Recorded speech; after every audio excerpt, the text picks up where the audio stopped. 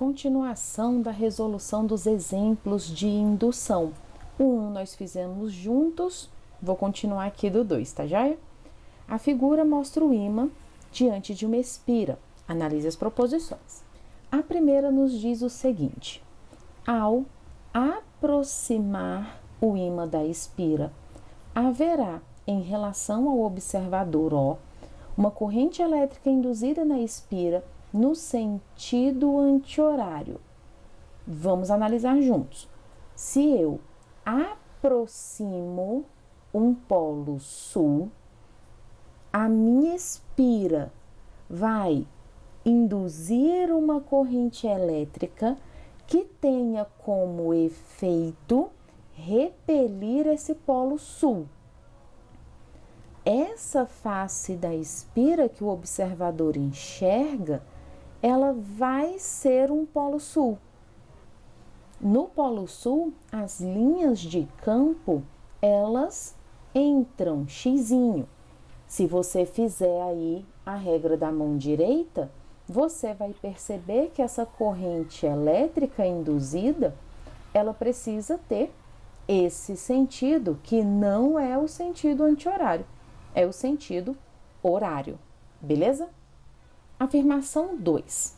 Ao aproximar o ímã da espira, haverá uma corrente elétrica induzida na espira no sentido horário. Beleza, essa tá correta. É exatamente o contrário do que a gente tinha aqui na afirmação 1. A afirmação 3 fala do afastamento do ímã em relação à espira. Então, eu vou na figura para a gente olhar juntos se vai ser no sentido horário ou anti-horário, tá bom? Quando nós promovermos o afastamento desse polo sul da nossa espira, a corrente induzida vai gerar um campo magnético de polo norte, porque eu estou afastando o sul, o campo magnético da corrente induzida vai tentar fazer uma aproximação. Então, vai ser um polo norte, já que eu estou afastando um polo sul. De novo, se você fizer a regra da mão direita, o polo norte, ele vai ter sentido anti-horário. É o contrário do polo sul, né? Então, vamos voltar lá nas afirmações.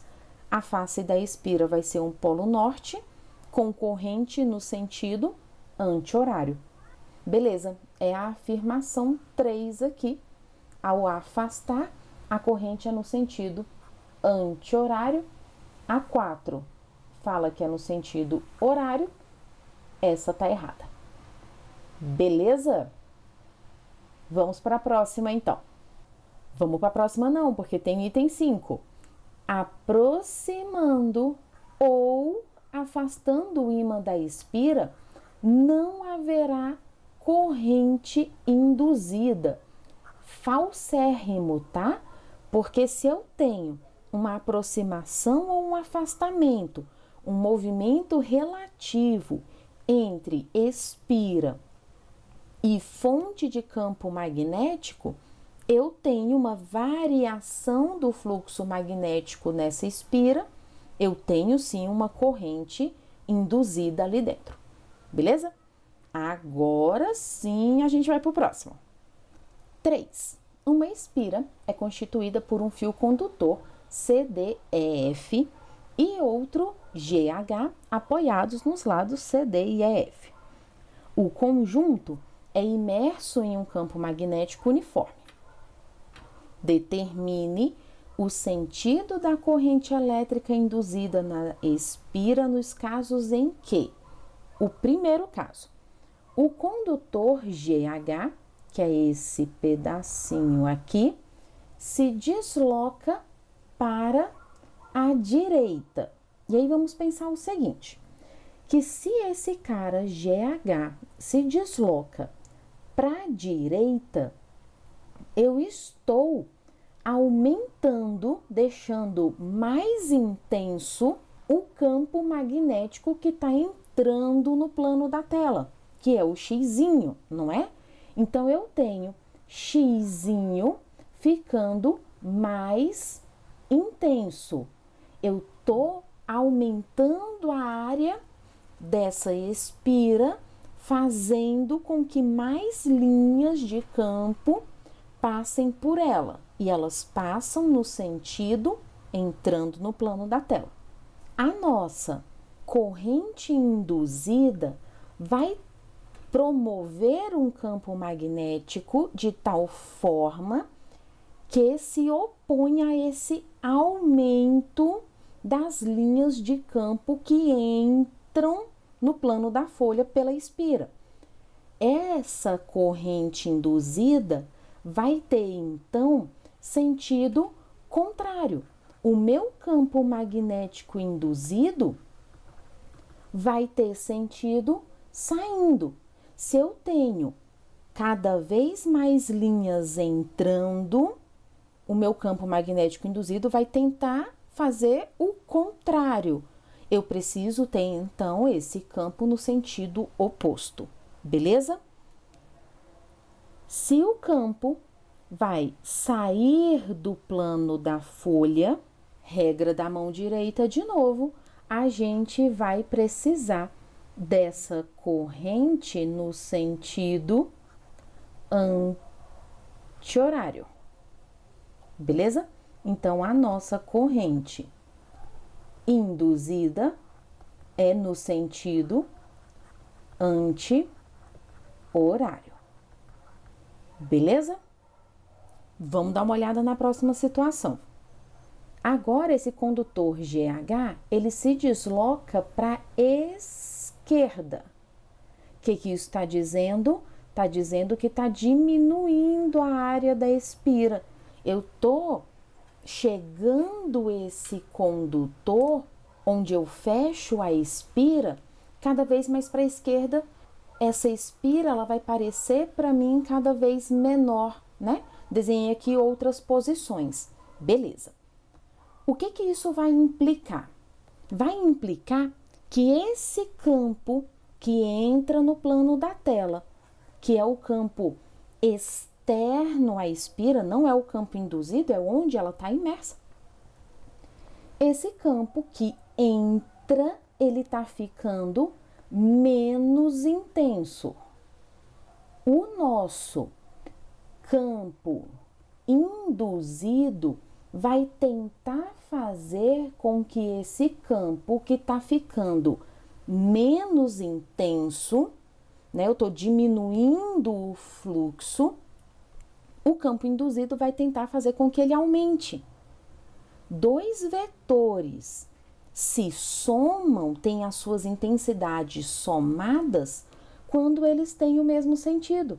Então, o nosso campo induzido também vai ter sentido entrando na espira.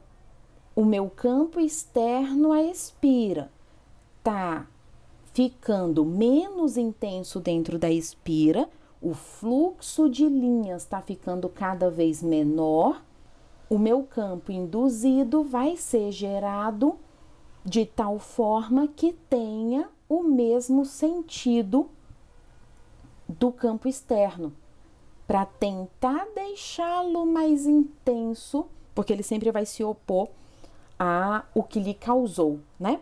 Se você fizer a regra da mão direita aí de novo, você vai encontrar que essa corrente agora, ela precisa ser no sentido horário, beleza?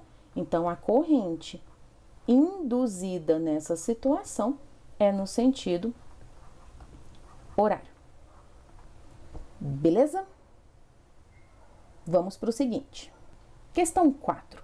Um condutor retilíneo e duas espiras, uma circular e outra retangular, situam-se no mesmo plano. O condutor retilíneo é percorrido por uma corrente elétrica de intensidade Isão. Determine o sentido da corrente elétrica Izinho induzida nas espiras no caso em que Isão cresce com o decorrer do tempo. Então, eu tenho uma corrente que é sentido para cima, que vai ficar mais intensa conforme o tempo passa. Essa corrente no fio retilíneo gera, regra da mão direita, um campo que entra nessa espira à direita e sai nessa espira à esquerda. O que nós temos quando o isão cresce? Esse campo gerado pela corrente do condutor retilíneo está deixando o campo mais intenso dos dois lados, beleza? O campo da corrente induzida vai tentar fazer o campo magnético gerado pela corrente induzida nas espiras vai ser de tal forma que promova o contrário do que está acontecendo. Então, espira quadrada aqui na esquerda. Se o meu campo está ficando mais intenso, o meu campo induzido vai tentar deixar menos intenso. Como se faz isso? Com um campo no sentido contrário. Esse é o nosso B induzido. Sentido entrando no plano da espira quadrada, que está aqui na nossa tela, beleza? De novo, regra da mão direita. As linhas que entram na espira quadrada vão ter sentido horário, beleza? Então, na espira quadrada, a corrente induzida tem sentido horário. Vai ser a mesma coisa para a nossa espira circular? Vamos ver. O nosso campo está entrando no plano dessa espira e ficando mais intenso.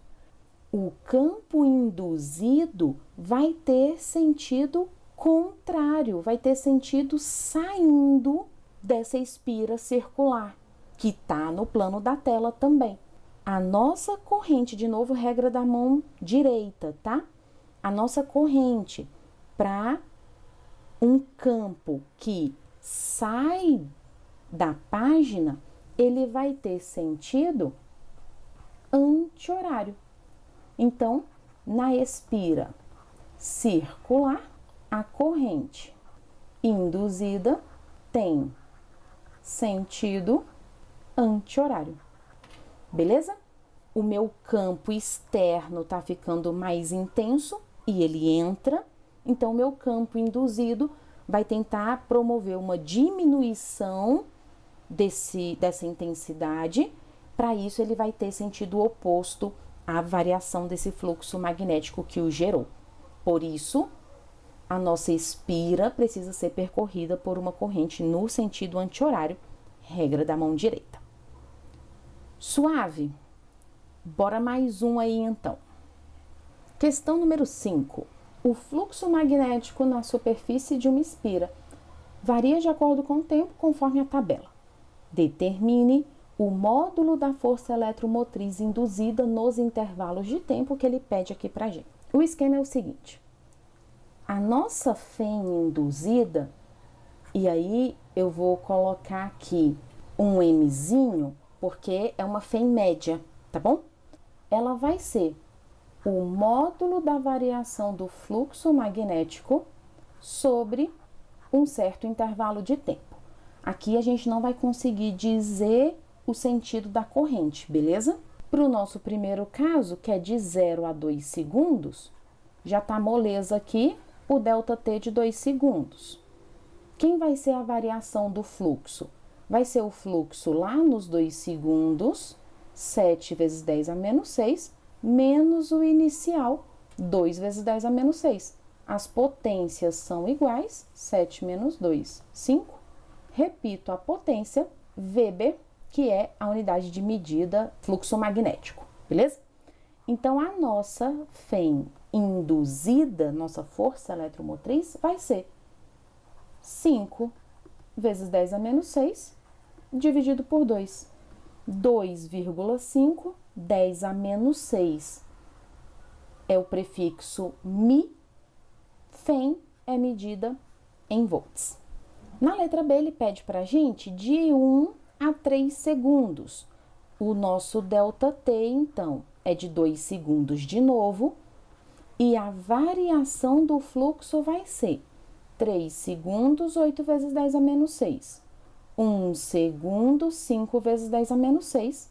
A variação é 3 vezes 10 a menos 6 Weber. A nossa Fem induzida, eu já estou pegando só o módulo, beleza? Vai ficar 3 vezes 10 a menos 6 de variação de fluxo em 2 segundos. 3 dividido por 2, 1,5, 10 a menos 6 microvolts. Letra C, de 3 a 4 segundos. Então, a gente está olhando aqui o intervalo de tempo de 1 segundo. Quem vai ser a nossa variação de fluxo? Em 4 segundos, 8 vezes 10 a menos 6. Em 3 segundos, o mesmo.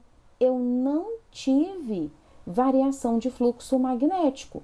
O que isso me diz? Me diz que a minha Fem é 0 volts, porque eu nem induzi corrente. Se eu não variei o fluxo magnético dentro dessa espira, eu não induzi corrente, eu também não tenho Fem induzida. Belezinha? Vamos para a próxima. Questão 6. Uma espira circular de área 3 vezes 10 a menos 2 metros quadrados, já está no SI, está imersa num campo magnético uniforme de intensidade 2 vezes 10 a menos 3 Tesla. Ao ser girada em torno do eixo R, a espira passa da posição 1, paralela às linhas de indução, para a posição 2, perpendicular às linhas de indução. Ele pede para a gente, na letra A variação do fluxo magnético ao passar da posição 1 para a posição 2. Então, a primeira coisa que eu preciso fazer é calcular qual é o fluxo magnético em cada posição. Você lembra que o fluxo magnético, ele era B vezes A cosseno do ângulo θ. E esse ângulo θ era o ângulo entre o campo magnético e a normal da espira, né? Quando essa espira está na posição 1, ela está paralela às linhas de indução. Isso quer dizer que o nosso vetor normal da posição 1 está aqui vertical para cima. O nosso θ vai ser de 90 graus. Cosseno de 90 é 0.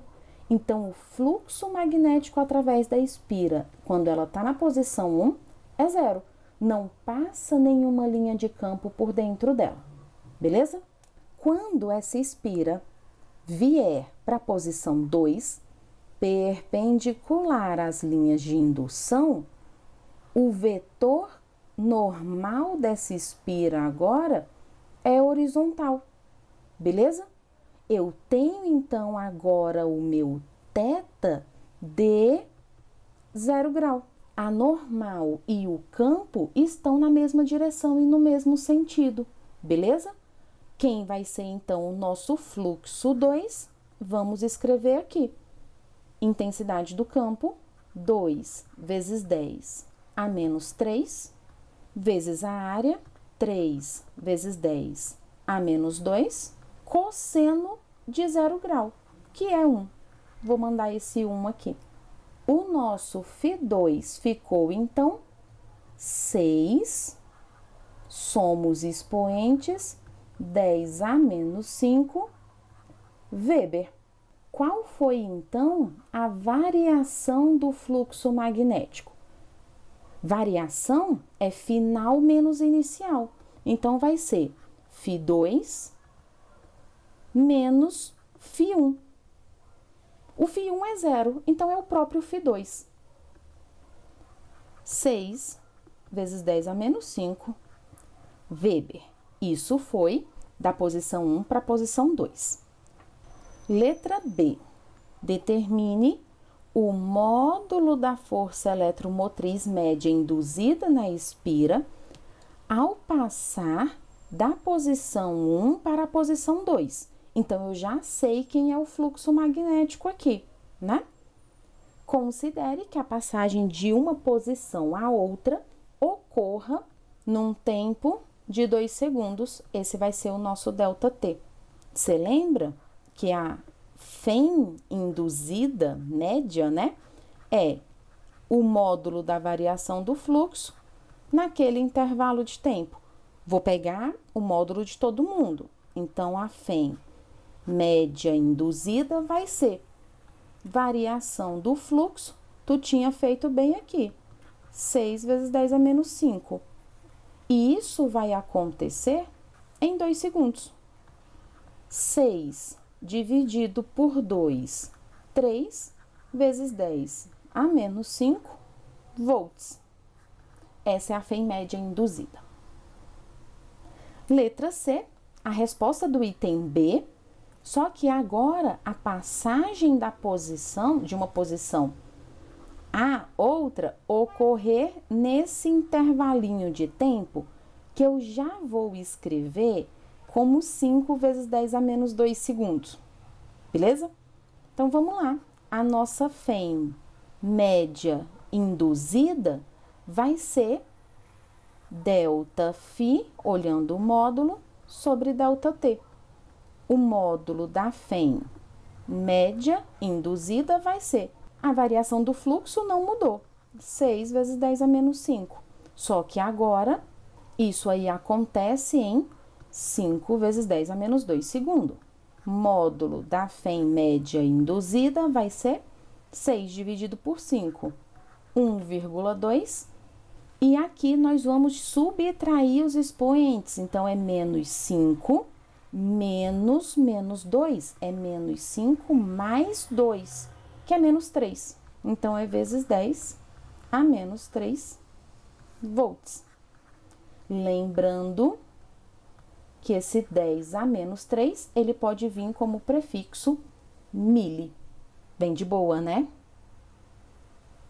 Se precisar, assiste aí de novo, anota suas dúvidas. A gente se vê. Beijo!